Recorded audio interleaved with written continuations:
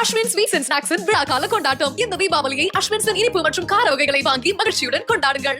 ஆனால் இன்றைக்கு மாண்புமிகு துணை முதல்வர் உதயநிதி ஸ்டாலின் அவர்கள் திண்டுக்கல்லிலே வேடசொத்தூரிலே பேசுகிற போது என்ன பேசியிருக்கிறார்?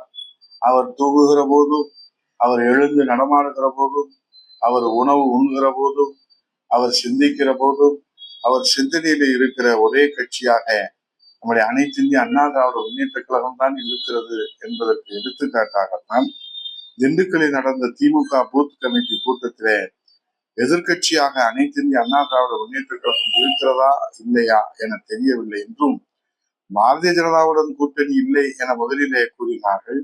பின் மத்திய அமைச்சர் மாண்புமிகு அமித்ஷா முன்னிலையிலே கூட்டணி என அறிவித்தார்கள். சென்னையில ராயப்பேட்டையில அதிமுக கட்சி அலுவலகம் இருப்பதாக கூறுகின்றனர். ஆனால் மத்திய அமைச்சர் அமித்ஷாவின் அலுவலகம் தான் அதிமுக கட்சி அலுவலகம் என நினைக்கின்றார்கள். அந்த அளவிற்கு அதிமுகவை பாரதிய ஜனதா அடகு வைத்து விட்டனர் என்று அவர் பேசியதோடு மட்டுமில்லாமல் திமுகவிலே இளைஞர் அணி, மகளிர் அணி, மாணவர் அணி என 27 அணிகள் உள்ளன. ஆனால் அதிமுகவில இபிஎஸ், ஓபிஎஸ் என, டிடிவி தினகரன் என, செங்கோட்டையன் என பல அணிகள் உள்ளதாக எள்ளி நகையாடி தனக்குத்தானே திருப்திப்பட்டு சொந்த கட்சிக்காரர்களுக்கு நம்பிக்கை ஊட்டுவதற்காக இன்றைக்கு அடுத்த கட்சியிடம் பஞ்சாயத்து பேசும் ஒரே இயக்கம் அதிமுக என்று வாய்க்கு வந்ததை வாங்கி எடுத்து வைத்திருக்கிறார் மாண்புமிகு துணை முதலமைச்சர் உதயநிதி ஸ்டாலின் அவர்களே. மாண்புமிகு துணை முதலமைச்சர் உதயநிதி ஸ்டாலின் அவர்களே, உங்களுடைய முகவரி என்ன? உங்கள் தாத்தா கலைஞர் அவர்கள், உங்கள் தந்தையார் ஸ்டாலின் அவர்கள் உழைப்பால் கொடுத்த முகவரியை வைத்துக் கொண்டு நீங்கள் புகாரி ராகம் பாடுவதை, நீங்கள் ஒப்பாரி வைப்பதை இன்றைக்கு மக்கள் நன்றாக புரிந்து கொண்டிருக்கிறார்கள். நீங்கள் எதிர்கட்சியை விமர்சனம் செய்யலாம், அதற்கென்று ஒரு நாகரிகம் இருக்கிறது, அதற்கென்று ஒரு அரசியல் மரபு இருக்கிறது. இன்றைக்கு தனிநபர்கள் மீது எடுக்கப்பட்ட ஒழுங்கு நடவடிக்கையை நீங்கள் திரும்ப திரும்ப எத்தனை முறை அடித்து கேட்டாலும் சொல்லாதே என்பதை போல நீங்கள் தொடர்ந்து அதையே சொல்லி நீங்கள் ஆத்ம திருப்தி அடைந்து கொள்வதில் எங்களுக்கு கவலை இல்லை. நீங்கள் மக்களிடத்துல இந்த அனைத்து இந்திய அண்ணா திராவிட முன்னேற்ற கழகம் என்கிற மாபெரும் மக்கள் இயக்கத்தை 54வது ஆண்டில் அடியெடுத்து வைக்கிற இந்த மாபெரும் மக்கள் இயக்கத்துடைய வலிமையை நீங்கள் குறைத்து மதிப்பீட்டீர்களானால், புரட்சி தலைவர் எம்ஜிஆரை உங்கள் தாத்தா குறைத்து மதிப்பிட்ட காரணத்தால் தான் 13 ஆண்டுகள் வனவாசம் போனார். புரட்சி தலைவர் இதயதெய்வ அம்மா அவர்களை உங்கள் தாத்தாவும் உங்கள் அப்பாவும் குறைத்த மதிப்பிட்ட காரணத்தால் தான் நீங்கள் ஆளுகிற கட்சியாக வருவதற்கு எதிர்கட்சி அந்தஸ்தை கூட பிடிக்க முடியாமல் ஒரு சட்டமன்ற உறுப்பினர் கூட சட்டமன்றத்திற்கு திமுகவில செல்ல முடியாத ஒரு பரிதாபமான நிலையிலே மக்களால் நிராகரிக்கப்பட்டு நீங்கள் விரட்டியடிக்கப்பட்ட அந்த வரலாறை நீங்கள் படித்திருக்கிறீர்கள்.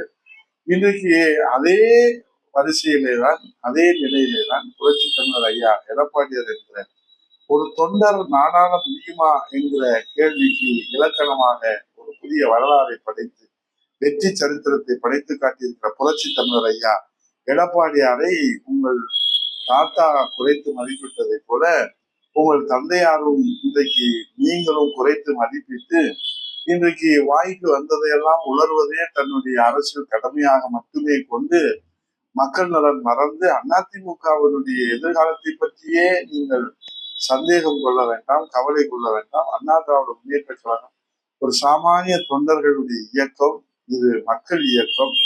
இன்றைக்கு திராவிட முன்னேற்ற கழகம் கொட்டுகிற வழியிலே ராபின்சன் பூங்காவிலே பேரறிஞர் அண்ணா அவர்கள் தொடங்கிய இந்த இயக்கத்தை நீங்கள் குடும்ப கட்சியாக இன்றைக்கு நீங்கள் உருவாக்கிய பெருமைக்கு சொந்தக்காரர்கள். இன்றைக்கு திராவிட முன்னேற்ற கழகத்தை வைத்து நீங்கள் தமிழ்நாட்டை குடும்ப சொத்தாக ஆக்குவதற்கு நீங்கள் எடுத்து வருகிற அந்த முயற்சியிலே பேசுகிற வசனம் தான் இந்த வசனம். இந்த வசனத்திற்கு இன்றைக்கு நீங்கள் அலங்காரம் பூசலாம், நீங்கள் அதிகாரம் பூசலாம், ஆனால் அதில் ஆதாரம் இல்லை என்பதை மக்கள் புரிந்து கொண்டிருக்கிறார்கள். இதற்கெல்லாம் 2026 சட்டமன்ற தேர்தலிலே இந்த தாய் தமிழ்நாட்டு மக்கள் அனைத்து இந்திய அண்ணா திராவிட முன்னேற்ற கழகத்தை ஆதரித்து புரட்சி தமிழர் ஐயா எடப்பாடியார் ஒரு சாமானிய தொண்டர் இந்த நாட்டை ஆள வேண்டும், பச்சை தமிழர் ஒரு விவசாயி இந்த நாட்டை ஆள வேண்டும் என்ற மகத்தான தீர்ப்பை வழங்க இருக்கிறார்கள். அதற்கான களப்பணியில கழக புரட்சித் தலைவி அம்மா பேரவை திண்ணை பிரச்சாரத்தை இன்றைக்கு 35வது வாரமாக நீங்கள் களத்திலே சென்று கழக கண்மணியிலே உடனே களத்திற்கு செல்லுங்கள்.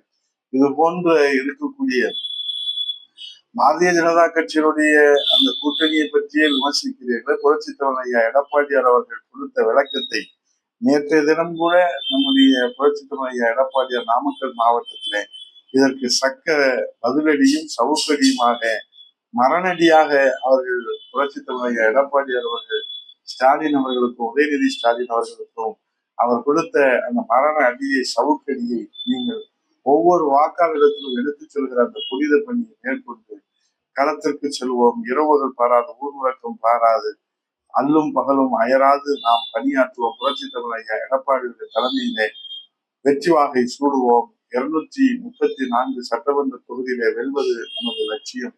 210 சட்டமன்ற தொகுதியிலே 2026 வெல்வது நிச்சயம் என்று சொல்லி களம் செல்வோம்.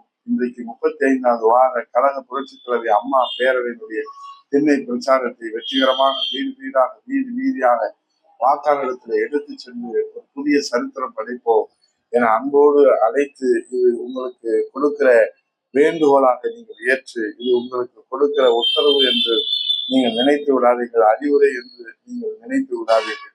இது உங்களுக்கான வேண்டுகோள், இது உங்களுக்கான பணி, இது நமக்கான பணி. காலம் காத்திருக்கிறது, காலம் கனிந்து வந்திருக்கிறது. புரட்சித் தலைவர் ஐயா எடப்பாடி அவர்கள் வெற்றி வாக்கு சொல்கிற போது கழக புரட்சித் தலைவி அம்மா பேரவை ராமருக்கு அணில் உதவியதை போல அந்த மகத்தான பங்களிப்பை சரியான தருணத்திலே சரியான நேரத்திலே நீங்கள் வழங்க வேண்டும். மக்களை சந்திக்க வேண்டும். மக்களிடத்திலே உண்மையை நீங்கள் உறக்க சொல்ல வேண்டும். திராவிட முன்னேற்ற கழகத்தினுடைய தலைமையிலான மன்னராட்சிக்கு முடிவுரை எழுத வேண்டும். புரட்சித் தலைவர் ஐயா எடப்பாடியுடைய தலைமையிலே மக்களாட்சி மலர வேண்டும் என்று சூழலை ஏற்று களம் செல்வோம். வெற்றிவாகை சூடுவோம். நன்றி, வணக்கம். அஸ்வின் ஸ்வீட்ஸ் அண்ட் ஸ்நாக்ஸின் விழா கால கொண்டாட்டம். இந்த தீபாவளியை அஸ்வின்ஸின் இனிப்பு மற்றும் கார வகைகளை வாங்கி மகிழ்ச்சியுடன் கொண்டாடுங்கள்.